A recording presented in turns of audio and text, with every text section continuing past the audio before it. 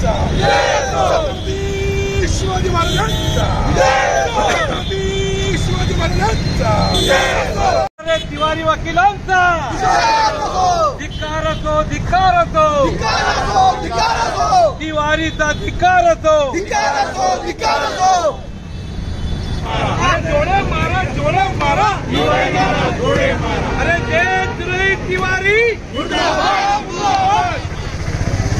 भारतीय संविधान जिंदाबाद देशद्रोही तिवारी मुर्दाबाद। यहाँ पर हम जो भी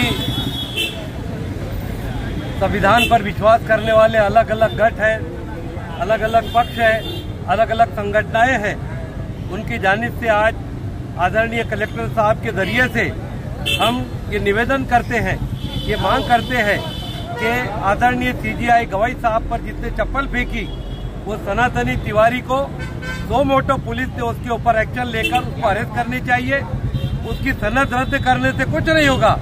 जिसको चप्पल फेंकने पे कोई पश्चाताप नहीं है उसको देशद्रोही डिक्लेयर करके फांसी की सजा देनी चाहिए। ये लोग संविधान को नीचा दिखाना चाहते हैं। ये कहते हैं कि पार्लियामेंट सर्वोच्च न्यायालय हमारी, हम किसी को नहीं चलने देंगे। दलितों को, आदिवासियों को, अल्पसंख्यकों को बड़ी पोस्ट पर बिठाकर दलील करके ये चाहते हैं दबाव तंत्र के जरिए से हम कोई भी गलत कायदा पास करे, संविधान में बैठता हो कि नहीं बैठता हो उसको आप रोकना नहीं, एक तरह से दबाव तंत्र का काम है। हम आपके माध्यम से ये संदेश देना चाहते हैं कि सीजीआई गवाई साहब ने जो संविधान की रक्षा के लिए बैठे हैं, ऐसे लोगों की ना सुनते हुए संविधान को बचाने का काम करे। भारत के करोड़ों लोग उनके साथ में खड़े हैं और हम यही कहते हैं कि संविधान सर्वोच्च न्यायालयाचे न्यायाधीश माननीय भूषण गवई यांच्यावर मनुवादी प्रवृत्तीचा, ब्राह्मणवादी मानसिकतेचा वकील ॲडव्होकेट तिवारी यांनी बूट मारून फेकला। ही भारतीय इतिहासातली अत्यंत काडी घटना आहे। सर्वोच्च न्यायालयावर बूट फेकून मारणे या निंदनीय घटनेचा आम्ही जळगावातील सर्व संविधानवादी नागरिक जिल्हाधिकारी कार्यालयावर आंदोलन करून निषेध करीत आहे। आमचं असं म्हणणं आहे की केवळ हा व्यक्तीवर हल्ला नसून, केवळ हा न्यायाधीशावर हल्ला नसून या संपूर्ण न्याय व्यवस्थेवर हल्ला आहे। पूर्ण भारतीय न्याय व्यवस्था जी आहे, जी न्याय व्यवस्था भारतीय संविधानावर चालते, भारतीय संविधानाचा एक भाग आहे, अशा या सर्वोच्च न्यायालयावर मध्ये जाऊन गोंधळ घालणे आणि सनातनवादाचा जयघोष करणे ही घटना अत्यंत निषेधार्थ आहे। आणि म्हणून हा हल्ला संविधानावरचा हल्ला आहे, न्याय व्यवस्थेवरचा हल्ला आहे, हा लोकशाहीवरचा हल्ला आहे। अशा देशद्रोही तिवारीला तातडीने केंद्र सरकारने अटक करून त्याला तुरुंगात टाकावं या प्रमुख मागणीसाठी आणि त्याला देशद्रोही म्हणून घोषित करा।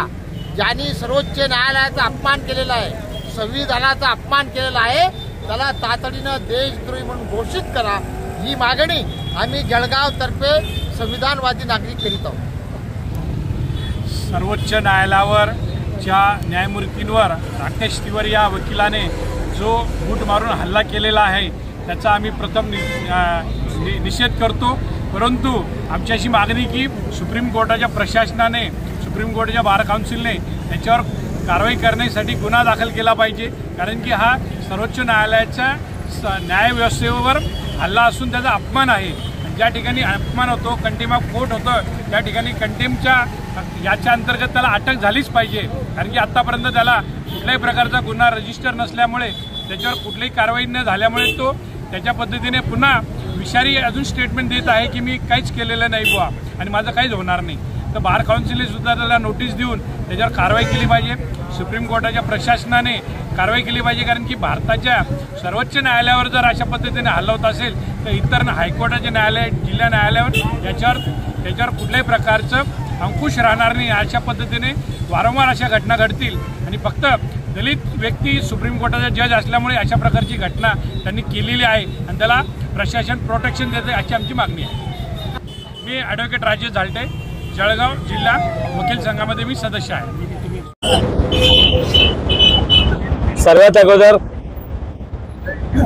आज जे भारतात घडलेले आहे आणि या संविधानावर आघात झालेला आहे, सर्वोच्च पदावर बसलेल्या व्यक्तीवर एखाद्या तिवारी सारख्या माणसाने बूट फेकावे आणि या सरकारने त्याच्यावर कोणत्याही प्रकारच्या ऍक्शन घेऊ नये याच्यासारखं दुर्दैव नाही. आज एवढी मोठी घटना घडली, उद्या ही घटना कुठेही कोणत्याही प्रकारे घडू शकते आणि आम्हाला एकच सरकारला सांगणं आहे की ह्या गोष्टीला कुठेतरी पायबंद घालावा आणि बहुजन समाजावर जो अन्याय अत्याचार आज जो होतोय तो कुठेतरी थांबावा आणि वरिष्ठ पदावर जे बसलेले आमचे अधिकारी आहे त्यांना अपमानित करू नये हीच आमची मागणी आहे. मी सुरेश चांगरे, महाराष्ट्र राज्य मेहतर वाल्मिकी समाज संघटना